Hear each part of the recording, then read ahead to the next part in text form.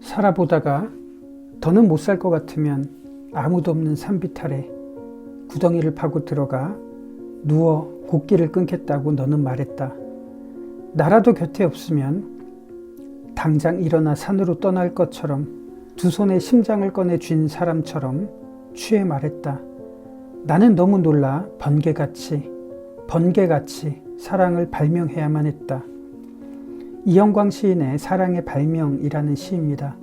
우리가 인생에서 느끼는 고통 중에서 모든 것이 헛되고 허무하게 느껴질 때가 있습니다. 고독감, 고립감을 느껴서 주저앉고 싶을 때 우리를 붙잡는 것, 그리고 우리를 다시 일으켜주는 것은 사랑의 흔적 때문일 겁니다. 그래서 시인은 사랑을 발명했다고 말하지만 우리의 빈 구석에 있는 사랑의 소중함을 일깨우는 표현일 겁니다. 그렇지만 우리는 사랑을 발명하기보다 충고와 조언을 할 때가 더 많이 있습니다. 허무함을 느낄 때 더 큰 고통이 되는 것은 누군가가 우리의 허무함을 대상화시키기 때문이 아닐까 생각을 합니다. 정신을 차려라. 주변을 불편하게 하지 마라. 남을 좀 배려해라. 이제 그만하면 됐다. 이런 표현은 허무함 가운데 있는 우리를 그 밑바닥으로 더 밀어넣는 잔인한 표현일 겁니다. 전도서는 우리의 허무함을 대상화하지 않습니다. 오히려 포옹하고 공감합니다. 그렇다면 전도서는 인생의 허무함을 어떻게 표현할까요? 중요한 것은 허무함을 제거하는 것이 축복이 아니라 허무함에 대해서 어떤 태도를 갖느냐를 전도서는 말하고 있습니다. 허무함을 느끼는 분들이 계시다면 전도서는 우리에게 어떤 태도를 갖게 하는지 프랑스의 개신교 신학자 자크 엘릴이 전도서를 묵상한 내용을 여러분들에게 연결해 보도록 하겠습니다. 하나님의 말씀인 계시는 설명이나 증명이 필요하지 않습니다.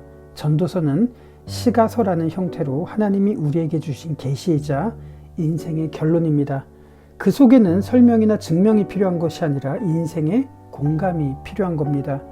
전도서 문체를 비평해서 누가 언제 전도서를 편집했는가? 전도서에 영향을 준 텍스트가 그리스 문서인가 이집트 문서인가를 밝히는 것이 도대체 어떤 의미가 있을까요?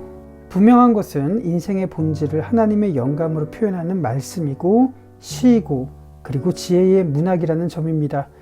모든 것이 헛되다는 것은 현실의 관점을 공감하는 하나님의 시선이고 허무함을 넘어선 하나님의 존재를 보여주려는 지혜가 담겨있는 시이기도 합니다. 인간의 본질을 이해하면서도 하나님의 존재를 불가피하게 향할 수밖에 없도록 전도서는 우리를 인도하고 있습니다. 그래서 전도서는 설명하는 책이 아니라 삶을 사유하고 성찰하게 하는 책입니다. 전도서는 이스라엘 백성들이 초막절을 지키는 동안 낭독하던 책이었습니다. 초막절은 가을 추수절기 무렵에 지키던 절기였습니다. 유월절 이후 광야에서 지내던 조상들의 삶을 기억하면서 이스라엘 사람들은 일주일 동안 초막을 치고 그 속에서 생활하면서 지키던 절기입니다. 초막에 거주하면서 광야를 떠올리며 이 땅의 헛됨과 허무함과 소유의 덧없음을 깨닫는 동시에 하나님의 존재를 떠올렸던 겁니다. 이렇게 일주일 동안 전도서가 채택되어서 읽혀진다면 헛되고 헛되다는 그 의미를 생생하게 느낄 수가 있었을 겁니다. 초막절의 불편함, 취약한 거처, 소유의 덧없음을 경험하면서 인생의 진정한 기쁨이 무엇인지 이스라엘 백성들은 스스로를 되돌아보는 시간으로 삼았습니다. 초막절과 관련해서 이스라엘 주변의 나라들이 범했던 잘못이 있다면 풍요로움을 향해 달려가느라 1년에 한 번씩 초막에 거하면서 인생의 본질을 생각하지 않았던 것에 있을 겁니다. 네, 어떻습니까? 전도서에 대한 자크 엘릴의 글은 전도서의 헛되고 헛되다는 표현의 진정한 의미를 생각하게 합니다. 앞서 낭독했던 이영광 시인의 사랑의 발명이라는 시처럼 하나님의 존재로 귀결되는 것이 전도서가 주는 핵심입니다. 그래서 전도서 2장도 이런 구조로 우리들에게 말하고 있는 겁니다. 인생의 허무함을 느낄 때 가장 좋은 방법은 전도서 시인처럼 헛됨을 공감하고 소통하는 태도일 겁니다. 허무함을 누구보다도 고통스러워했던 작가가 바로 어니스트 해밍웨이입니다. 오늘 전도서 2장과 관련된 해밍웨이의 단편 깨끗하고 밝은 곳 이라는 작품을 소개하려고 합니다. 이 단편은 이렇습니다. 미국의 어느 한적한 마을의 늦은 밤 카페를 배경으로 하고 있습니다. 늙은 노인은 아주 늦은 시간에 카페에 홀로 앉아서 술을 마시고 있었습니다. 그는 귀가 들리지 않았습니다. 문을 닫기 직전 카페의 손님은 이 노인밖에 없었습니다. 젊은 웨이터와 중년의 웨이터가 그 노인을 지켜보고 있습니다. 그 노인을 보며 중년의 웨이터가 말합니다. 저 영감 말이지, 지난주에 자살하려고 했대. 그러자 젊은 웨이터가 대답합니다. 뭐 때문에요? 절망감 때문이지. 뭐 때문에 절망했는데요? 아무것도 아닌 일이었다는군. 아무것도 아닌 일인지 어떻게 알아요? 돈이 꽤 많았거든. 두 웨이터가 그 말을 나눌 때 노인은 브랜디 한 잔을 더 주문합니다. 그러자 젊은 웨이터는 퇴근 시간이 늦어지는 것을 걱정하며 투덜댑니다. 저 영감 밤새도록 앉아있을 모양인데요? 아이고, 지난주에 자살했으면 좋았을 텐데요. 그렇게 노인에게 브랜디를 한 잔 따라주고 두 웨이터는 대화를 이어갑니다. 젊은 웨이터가 말합니다. 저 영감 너무 취한 거 아닌가요? 밤마다 많이 취하지. 근데 도대체 뭐 때문에 자살하려고 했을까요? 내가 어떻게 알겠어? 어떻게 자살하려고 했대요? 밧줄에 목을 매려고 했대. 그럼 어떻게 지금 살아있는 거죠? 영감의 조카딸이 발견하고서 밧줄을 끊어줬대. 뭐 때문에 구해줬을까요? 자살하면 지옥 간다고 생각했겠지. 근데 돈은 얼마나 있대요? 아주 많대. 그렇게 노인은 돌아가고 젊은 웨이터도 퇴근을 합니다. 가족이 있고 일자리도 있는 젊은 웨이터와 달리 중년의 웨이터는 자신감도 없고 미래에 대한 확신도 없습니다. 그리고 노인이 앉았던 그 자리에 중년의 웨이터가 앉았습니다. 노인의 기분을 이해할 것 같습니다. 그는 자신에게 이렇게 말합니다. 그 노인이 두려워하는 것이 무엇일까? 그것은 두려움도 공포도 아니야. 그것은 그가 너무도 잘 알고 있었던 허무함이지. 모든 것이 허무했고 인간도 한낱 허무에 지나지 않거든. 허무 속에 살면서 그것을 전혀 모르는 사람들이 있는가 하면 그는 그것을 잘 알고 있었지. 모든 것은 헛되고 헛될 뿐이지. 허무에 계신 우리 허무님, 당신의 이름이 허무해지시고 당신의 나라가 허무하소서. 하늘에서 허무하셨던 것과 같이 땅에서도 허무하소서. 오늘날 우리에게 일용할 허물을 주시고 우리가 우리에게 허무한 것을 허무하게 한 것과 같이 우리의 허물을 허무하게 해 주소서. 우리를 허무에 들지 말게 하시고 다만 허무에서 구하소서. 웨이터는 그렇게 중얼거리고 카페를 떠났습니다. 작가 해밍웨이는 이런 글로 이 작품을 마무리합니다. 이제 그는 아무 생각도 하지 않고 집에 가서 방으로 들어갈 것이다. 침대에 누워서 마침내 동이틀 무렵이 되어서야 겨우 잠이 들 것이다. 따지고 보면 어쩌면 이것은 단순한 불면증일지도 몰라 하고 그는 혼잣말을 했다. 이렇게 많은 사람이 지금도 불면증에 시달리고 있음에 틀림없다.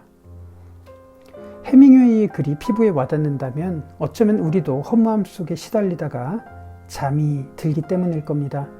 그러나 허무함의 유무가 아니라 허무함에 대해 어떤 태도를 갖느냐가 중요하겠죠. 이스라엘 사람들이 초막에서 허무함을 피부로 느끼면서 가졌던 태도처럼 말이죠. 이 이야기를 읽었던 아일랜드의 작가 제임스 조이스는 이런 말을 했습니다. 해밍웨이는 문학과 삶 사이의 초막을 제거했습니다. 이것은 모든 작가들이 그토록 추구하는 일입니다. 깨끗하고 밝은 곳이라는 작품은 제가 지금까지 읽은 최고의 작품 중 하나입니다. 해밍웨이처럼 제임스 조이스도 허무함으로 고통을 느꼈기 때문일까요?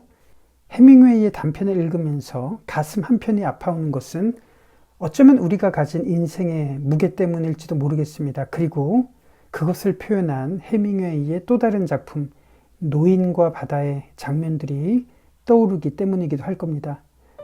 카페에 중년 웨이터가 허무함으로 주기도문을 외웠던 것처럼 노인은 바다 한가운데서 이런 기도를 했으니까요.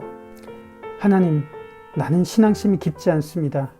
그렇지만 내가 이 물고기를 잡을 수만 있다면 주기도문을 10번씩 외우겠습니다. 라고 기도하면서 이 노인은 주기도문을 외웁니다. 그렇게 큰 물고기를 잡았지만 상어가 나타날까 두려워하며 노인은 이렇게 기도합니다. 상어가 나타나지 않도록 저를 도우소서. 만약에 상어가 나타난다면 하나님께서는 이 물고기와 저를 불쌍히 여겨 주옵소서. 그러면서 노인과 바다라는 작품에서 가장 인상적인 장면이죠. 노인은 여러 번 이렇게 중얼거립니다. 만약 그 소년이 여기에 있었다면 좋았을 텐데, 그 아이가 여기에 있었더라면. 노인에게 가장 중요했던 것은 물고기를 잡는 것도 상어떼를 물리치는 것도 아닌 누군가가 곁에 있어 주는 것이었습니다. 그럼에도 노인의 기도가 마치 우리의 기도처럼 느껴지는 이유는 전도서의 시인이나 해밍웨이나 우리들이나 모두 허무함 속에서 사랑의 발명을 갈구하는 존재이기 때문일 겁니다. 허무한 인생 너머에 있는 사랑을 발견하는 여러분들이 되시기를 축복합니다. 진정한 축복은 허무함을 제거하는 것이 아니라 허무함을 대하는 태도이기 때문입니다. 오늘 밤 내 인생의 마지막 순간이 찾아온다면 무엇이 가장 아쉬울까요? 노인이 느꼈던 것처럼 충분히 사랑하지 못했던 순간들이 아닐까 생각을 합니다. 이런 마음으로 전도서 2장을 느껴보도록 하겠습니다. 나는 혼자서 이런 생각도 해보았다. 내가 시험 삼아 너를 즐겁게 할 것이니 너는 내 마음껏 즐겨라. 그러나 이것도 헛된 일이다. 알고 보니 웃는 것은 미친 것이고 즐거움은 쓸데없는 것이다.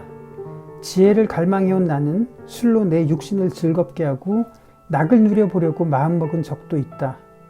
참으로 어리석게도 이렇게 사는 것이 짧은 한평생을 가장 보람있게 사는 것이라고 생각하였다. 나는 여러 가지 큰 일을 성취하였다. 궁전도 지어보고 여러 곳에 포도원도 만들어 보았다. 나는 정원과 과수원을 만들고 거기에 온갖 과일나무도 심어 보았다. 나무들이 자라나는 숲에 물을 대려고 여러 곳에 저수지도 만들어 보았다. 남녀 종들을 사들이기도 하고 집에서 시종들을 태어나게도 하였다. 나는 또한 지금까지 예루살렘에 살던 어느 누구도 일찍이 그렇게 가져본 적이 없을 만큼 많은 소와 양 같은 가축들을 가져보았다. 은과 금, 임금들이 가지고 있던 여러 나라의 보물도 모아보았으며 남녀 가수들도 거느려 보았고 남자들이 좋아하는 처첩도 많이 거느려 보았다. 드디어 나는 일찍이 예루살렘에 살던 어느 누구보다도 더 큰 세력을 가진 사람이 되었다. 지혜가 늘 내 곁에서 나를 깨우쳐 주었다. 원하던 것을 나는 다 얻었다. 누리고 싶은 낙은 무엇이든 삼가지 않았다. 나는 하는 일마다 다 자랑스러웠다. 이것은 내가 수고하여 얻은 나의 것인 셈이었다. 그러나 내 손으로 성취한 모든 일과 이루려고 애쓴 나의 수고를 돌이켜보니 참으로 세상 모든 것이 헛되고 바람을 잡으려는 것과 같고 아무런 보람도 없는 것이었다. 임금 자리를 이어받은 사람이 무엇을 할 수 있는가? 기껏해야 앞서 다스리던 왕이 이미 하던 일뿐이다. 무엇이 슬기로운 일이며 무엇이 얼빠지고 어리석은 일인지 알려고 애를 써보기도 하였다. 빛이 어둠보다 낫듯이 슬기로움이 어리석음보다 더 낫다는 것. 슬기로운 사람은 제 앞을 보지만 어리석은 사람은 어둠 속에서 헤맨다는 것. 이런 것은 벌써부터 알고 있다. 지혜 있는 사람에게나 어리석은 사람에게나 똑같은 운명이 똑같이 닥친다는 것도 알고 있다. 나는 스스로 물었다. 어리석은 사람이 겪을 운명을 나도 겪을 터인데 무엇을 더 바라고 왜 내가 지혜를 더 얻으려고 애썼는가? 그리고 나 스스로 대답하였다. 지혜를 얻으려는 일도 헛되다. 사람이 지혜가 있다고 해서 오래 기억되는 것도 아니다. 지혜가 있다고 해서 어리석은 사람과 함께 사람들의 기억에서 영원히 사라져버린다. 슬기로운 사람도 죽고 어리석은 사람도 죽는다. 산다는 것이 다 덧없는 것이다. 인생살이에 얽힌 일들이 나에게는 괴로움일 뿐이다. 모든 것이 바람을 잡으려는 것처럼 헛될 뿐이다. 세상에서 내가 수고하여 이루어 놓은 모든 것을 내 뒤에 올 사람에게 물려줄 일을 생각하면 억울하기 그지없다. 뒤에 올 그 사람이 슬기로운 사람일지 어리석은 사람일지 누가 안단 말인가. 그러면서도 세상에서 내가 수고를 마다하지 않고 지혜를 다해서 이루어 놓은 모든 것을 그에게 물려주어서 맡겨야 하다니 이 수고도 헛되다. 세상에서 애쓴 모든 수고를 생각해보니 내 마음에는 실망뿐이다. 수고는 슬기롭고 똑똑하고 재능 있는 사람이 하는데 그가 받아야 할 몫을 아무 수고도 하지 않은 다른 사람이 차지하다니 이 수고 또한 헛되고 무엇인가 잘못된 것이다. 사람이 세상에서 온갖 수고를 마다하지 않고 속썩이지만 무슨 보람이 있단 말인가. 평생에 그가 하는 일이 괴로움과 슬픔뿐이고 밤에도 그의 마음이 편히 쉬지 못하니 이 수고 또한 헛된 일이다. 사람에게는 먹는 것과 마시는 것, 자기가 하는 수고에서 스스로 보람을 느끼는 것, 이보다 더 좋은 것은 없다. 알고 보니 이것도 하나님이 주시는 것, 그분께서 주시지 않고서야 누가 먹을 수 있으며 누가 즐길 수 있겠는가. 하나님이 마음에 드는 사람에게는 슬기와 지식과 기쁨을 주시고 눈밖에 난 죄인에게는 모아서 쌓는 수고를 시켜서 그 모은 재산을 하나님 마음에 드는 사람에게 주시니 죄인의 수고도 헛되어서 바람을 잡으려는 것과 같다.